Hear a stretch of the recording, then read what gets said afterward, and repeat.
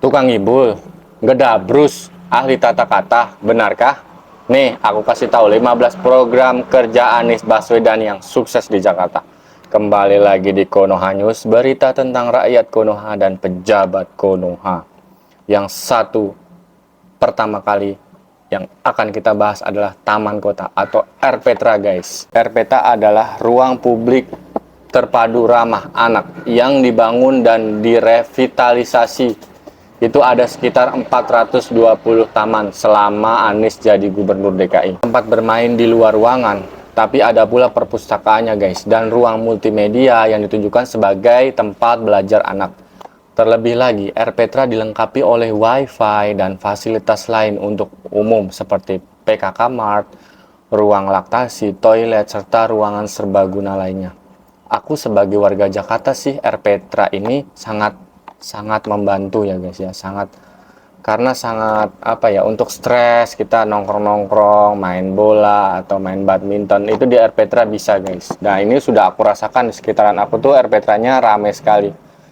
Nah, program ini sangat bermanfaat untuk anak-anak dan dewasa ya guys ya. Ini sudah aku lihat di beberapa kecamatan tuh, per kecamatan tuh ada satu RPTRA, taman-taman bermain gitu guys. Yang program kedua adalah lampu penerangan jalan. Nah, dilansir dari media Indonesia.com, hingga 2021, Dinas DKI Marga DKI telah membangun PJU di 26.800 titik jalan. Tahun ini PJU kembali membangun 27.000 titik jalan. Demikian dikatakan Kabid Penerangan Jalan dan Sarana Umum PJSU Dinas Bina Marga DKI Jakarta. Samsul Bahri cukup banyak sih dan cukup menerangi jalanan Jakarta, kata Samsul Bahri. Selama aku tinggal sih aku lihat memang ada beberapa titik spot yang masih gelap. Cuman rata-rata sudah banyak lampu penerangan jalan. Jadi kalau dikatakan berhasil, menurut aku sudah berhasil, tapi masih perlu ditingkatkan lagi. Program yang ketiga, Jakarta Kartu Sehat Plus.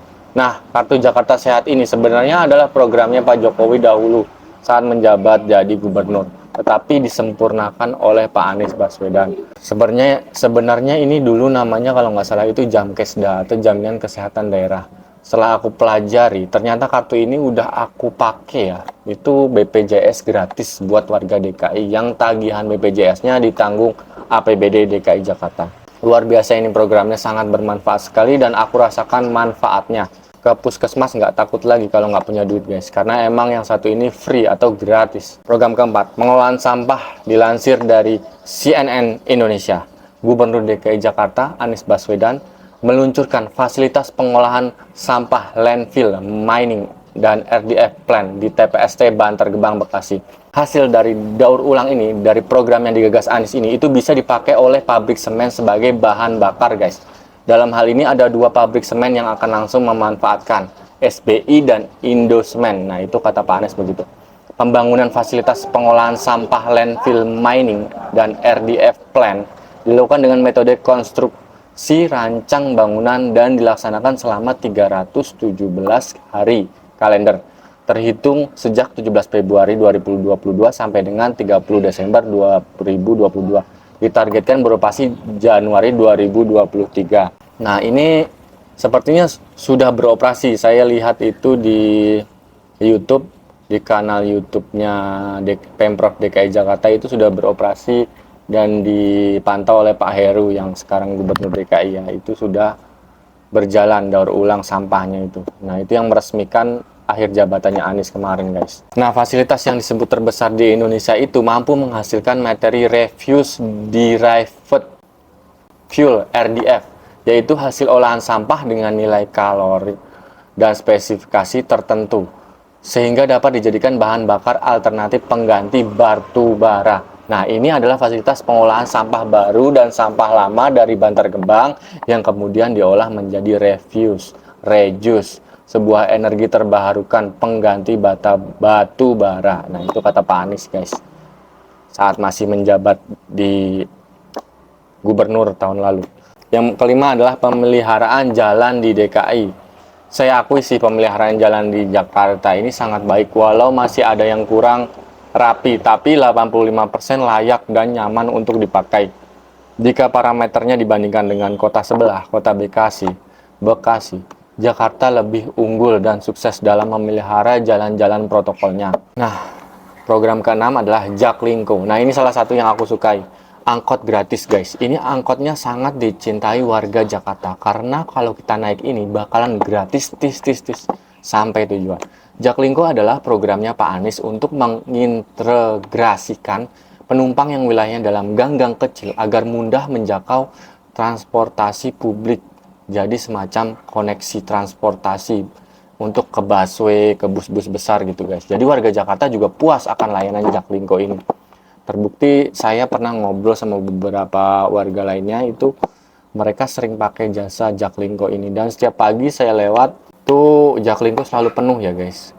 Tapi memang kalau siang karena memang jarang yang pakai, kalau siang itu paling 1-2, tapi kalau pagi memang selalu penuh. Nah, program yang ketujuh itu adalah sumur resapan. Nah, pada 2021 Pemprov DKI Jakarta menargetkan bisa membangun 25.647 titik drainase vertikal atau sumur resapan. Dinas SDA DKI mencatat 25.647 titik itu akan bisa menyerap 68.038 meter kubik air sampai dengan 27 Oktober 2021. Mereka sudah membangun 12.482 titik sumur resapan. Nah, yang jadi pertanyaan, apakah efektif menurunkan debit genangan banjir dengan cepat?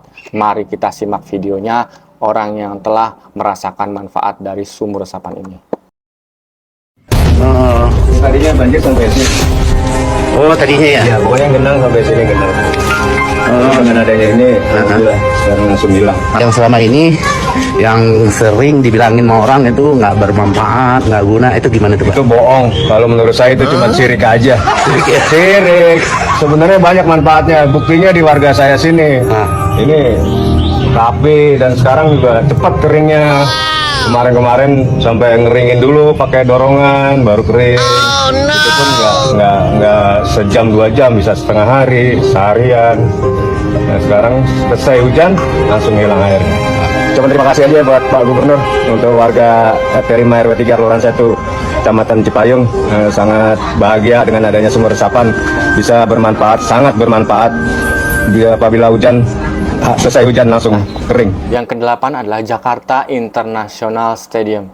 Diresmikan pada April 2022, proyek Stadion JIS ini dirancang sesuai standar Federation International de Football Association atau FIFA dan merupakan salah satu mega proyek berskala dunia yang dibangun di atas lahan seluas 22 hektar di Jakarta Utara.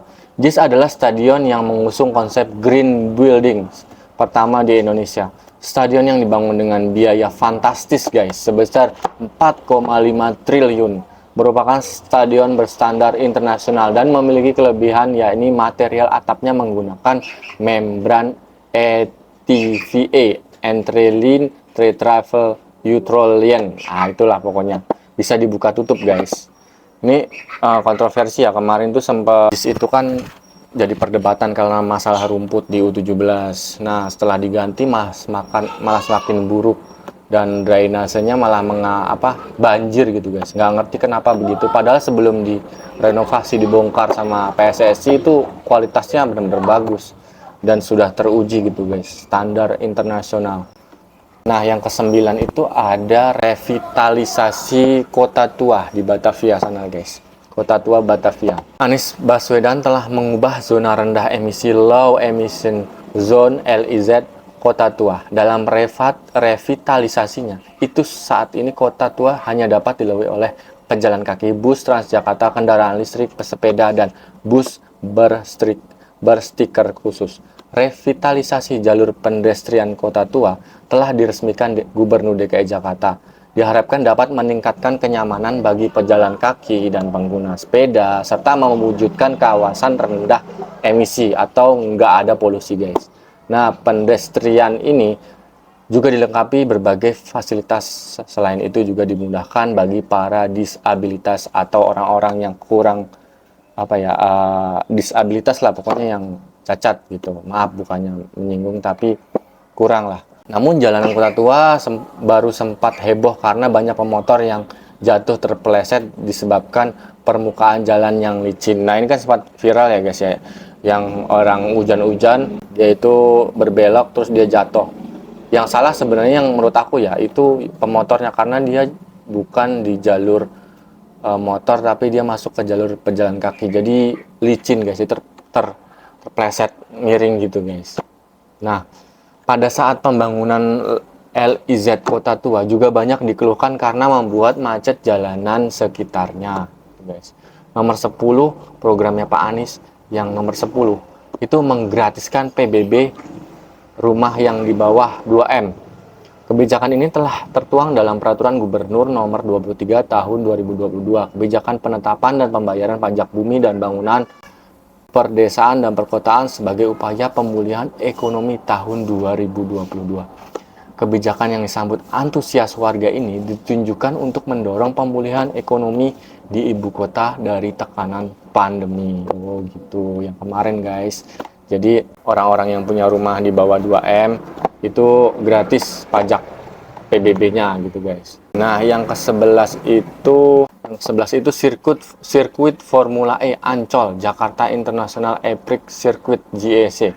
Ajang balapan mobil listrik internasional Formula E sukses digelar di DKI Jakarta pada 4 Juni 2022 yang berlokasi di Ancol guys. Gelaran Formula E menjadi momentum yang penting di era kepemimpinan Anies Baswedan. Suksesnya ajang balapan mobil listrik itu telah berhasil membawa nama baik ibu kota negara ke seluruh dunia guys. C memiliki panjang 2,4 km dengan lebar 12 meter, 18 tikungan ini menelan biaya pembangunan kurang lebih 190 miliar. Nah, program yang ke-12 itu adalah pembangunan jalur sepeda. Nah, pada masa pemerintahannya Anies, ini menggencarkan pembangunan jalur sepeda. Anies juga menargetkan sekitar 53.568 km jalur sepeda pada tahun 2026 di Jakarta. Hal ini sesuai dengan peraturan gubernur yang ditekan pada 10 Juni 2022, yaitu Pergub nomor 25 tahun 2002 tentang rencana pembangunan daerah RPD DKI Jakarta selama 2023 sampai 2026. Saat ini Jakarta telah memiliki 103 jalur sepeda guys. Yang selanjutnya nomor 13 adalah pelebaran trotoar. Nah, revitalisasi trotoar di DKI Jakarta terus digencarkan di era Anies Baswedan. Hal ini dapat terlihat pada sejumlah ruas trotoar jalan. Kini sudah menjadi lebih lebar ketimbang sebelumnya. Meskipun sejumlah jalanan aspal menjadi agak sempit. Penataan trotoar juga dilengkapi berbagai fasilitas seperti CCTV, Satpol PP, bahkan akan disediakan pelican crossing. Hal ini juga mempermudah masyarakat naik bus Transjakarta, MRT, serta LRT yang telah disediakan pada beberapa sudut trotoar. Nah, yang program ke-14 adalah rumah DP 0%. Itu juga sudah sukses berjalan dengan lancar dan tidak ada hambatan. Nah, dari 14 program tadi, semua sudah saya rasakan sendiri. Sebenarnya masih banyak lagi program-program lainnya yang harus digali lebih dalam, dibahas lebih dalam agar kita tidak tertipu oleh pemimpin selanjutnya karena politik apa ya yang nggak jelas gitu, kayak kegorong-gorong terus joget-joget yang nggak jelas lah. Pokoknya yang kita butuhkan apa, pemimpin yang bisa memecahkan masalah Indonesia yang sudah sangat rumit, sudah sangat complicated gitu loh guys, sudah sangat gimana ya kalau bilang tuh, sudah sangat ruwet gitu guys, udah bolanya udah kusut banget, udah diterabas semua, udah peraturan udah nggak karuan, harga udah naik semua, petani sulit, masyarakat daya belinya rendah. Kayaknya tuh yang masih berjalan dengan aman tuh kayaknya orang-orang menengah ke atas gitu guys. Orang menengah ke bawah tuh kayaknya berat banget menjalani hidup gitu guys. Ini ya jujur aja, karena saya juga kan pedagang, jadi saya merasakan pedagang, pengusaha juga, jadi daya beli masyarakat itu di tingkat titik terendah. Padahal corona kemarin nggak kayak gini, ini lebih parah dari corona guys. Jadi kalau menurut kalian gimana? Kalian butuh pemimpin yang gagasannya lebih baik dari sebelumnya, atau hanya yang joget-joget, atau hanya etnis harus satu suku, atau gimana menurut kalian? Kalian bisa komen di kolom komentar ya. Semoga bangsa ini lebih maju di kedepannya ya guys ya. Klik follow, like, and subscribe. Bye bye. Assalamualaikum.